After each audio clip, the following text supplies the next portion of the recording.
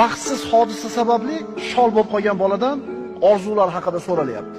Televizorda ko'rsatyapti.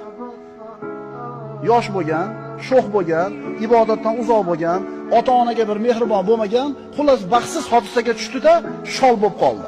Qimirlamaydi, o'tiradi aravada, faqat kallasi qimirlaydi, tirijag'i ishlaydi. Orzularing haqida aytib ber. Orzusini qarang. Qo'lim bilan Qur'onni ochib o'qisam. Biron bir hayit bayramida uyimga o'zim oyog'im bilan yurib kelib, onamni quchoqlab, hayit bilan tabriklab peshonasidan o'psam. Agar Alloh qodir qilsa, bir marta sajda qilsam.